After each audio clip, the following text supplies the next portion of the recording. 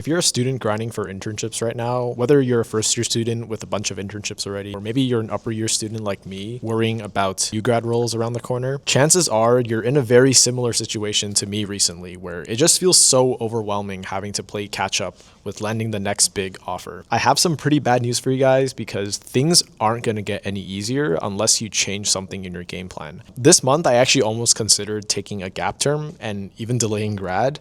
I just went through a pretty crazy month with ups and downs in recruiting. I got rejected after a final round. I have some final rounds next week, all of which happened during midterm season, by the way. So it was a really crazy month, which we're going to be diving into in this video. And it just feels like every time an interview doesn't go well, or every time I hear someone doing better than me, it feels like that determines my self-worth. And I can't help but go down this rabbit hole of thinking about how others perceive me. And after going through this last month, I finally learned that this was really the only thing that was holding me back from being as productive as I can and being as optimistic as possible in this whole recruiting journey. I'm not here to pretend like I've had it all figured out. I mean, personally, I've been struggling for the last 3 years, mainly with just worrying about what others think of me, and especially in a culture where having a good job means everything. I know it's really stupid.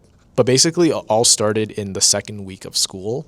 I was interviewing for this company. It's a big tech company based in the US. I'm not going to say which one it is because I don't want to ruin my chances with the company in the future. And so for the entire process of recruiting at this company, I was just thinking to myself, like, please, like if I get this job, I'll finally be happy. I'll finally feel like others will respect me because, I get to go to the US to work at a big tech company and I'll finally be satisfied. I made it through all the technical rounds and it was going really well. Like the recruiter literally emailed me the day after my technicals and said that my feedback was very positive and they would give me multiple team matching opportunities where I would just talk to managers and if there's a good fit, then I get hired. So at this point, I basically thought I already got the job, because if I had to talk to multiple managers, then my chances of getting matched would be pretty high. But what ended up happening was I got ghosted for like a week, and the recruiter got back to me saying that the hiring managers actually just filled their headcount. It was basically a false alarm. Like I got my hopes up and, I was back in the recruiting cycle again. I just remember the whole process of trying to reach out to the recruiter, sorting things out, and the recruiter was just saying like, oh, we'll have an update for you soon. It's just being delayed right now. What ended up happening was just a full month of waiting. It really got to me because I just couldn't focus at all with my studies and I didn't have any other interviews going at the time. And I don't think I have it the worst or anything, but it was definitely the first experience I had where I did everything perfectly. I mean, they told me that I passed all the interviews, but them telling me that there's headcount and then telling me immediately after that there isn't any headcount, like that's just completely out of my control. And I just went back to the thoughts of, this outcome like defines me. I'm still not deserving that level of respect that peers around me have. I was expecting to have landed the offer before reading week, and just going back to Toronto, having a really chill week with my family and friends. It was just a full week of waiting, and the recruiter emailed me a couple times, but it just went nowhere. I couldn't bring myself to study properly for my midterms, and it really didn't help that students around me started to land jobs at other companies, because right now it's a pretty busy recruiting season and I was holding on to this one hope that I don't even have control over anymore.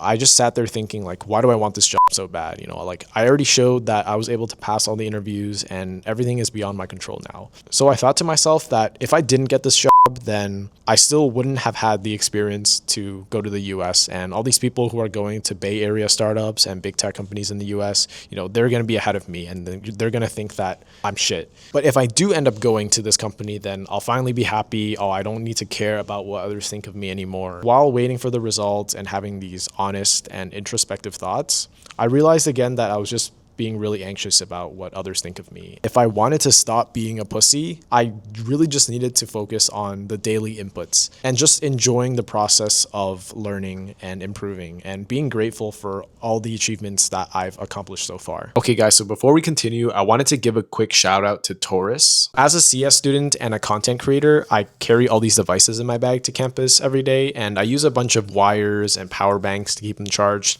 They end up sitting in my bag and get very damaged and tangled.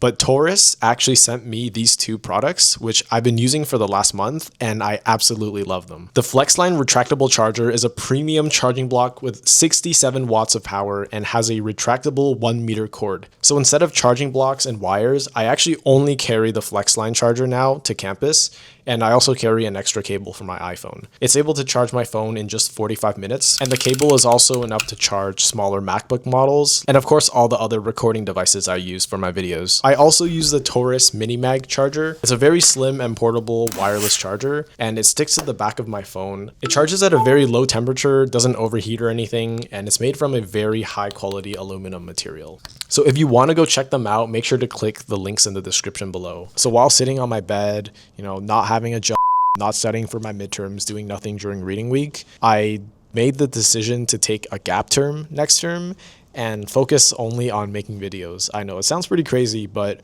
to me, it seemed like the right choice because it's been something that I wanted to try out for a while, to take the path less traveled and focus on the inputs daily and working on something that feels very fulfilling and productive. And once I had that thought, I just suddenly got re-energized because I was reminded of how it felt like to be productive again, to look forward to all the inputs that I put in every single day. And that's also kind of the reason why I'm very strict about my diet this term. I've been trying to eat primarily home-cooked meals, mostly red meats, just focusing on the daily input that's going to make me a better person and live a better lifestyle. And so that idea of going to Toronto for 4 months, driving around the city, spending time with my mom and my friends, and going to the gym, getting groceries, and recording videos every single day, that really got me going. Like, that made me get up and start studying for my midterms and feeling productive again because I was so looking forward to that feeling of inputting every single day. I don't even make money off of this YouTube channel yet. I don't get like a crazy number of views. So even though that external reward isn't there, I'm still willing to put in the work of editing and recording these videos. And that just really got me excited.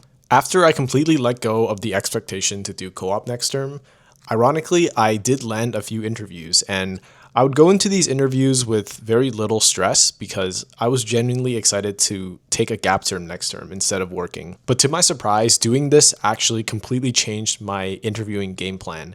And usually I would have to balance everything with midterms and assignments, which got really stressful.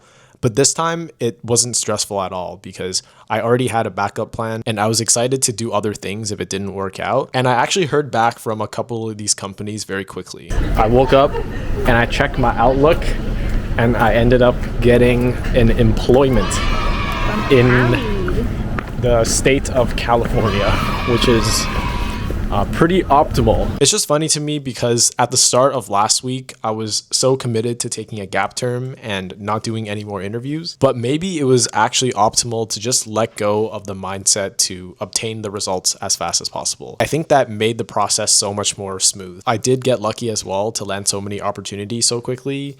And I don't think it's ever good advice to just say to care less and take gap terms if you're feeling stressed out. I did think about making that decision for a while. I ended up not doing it. Maybe you feel the same way, but it's just that sometimes I feel like I always have the tendency to chase the next big thing and always have something to prove to myself and prove to others around me. It makes everything just seem like a losing game. But yeah, starting in January, I'm probably going to be in the Bay Area. So as excited and grateful as I am to be able to work in the States, I've learned that this milestone shouldn't draw the line between me feeling insecure about myself and feeling confident and worthy of respect. Because I didn't become a better person overnight just because I landed some job.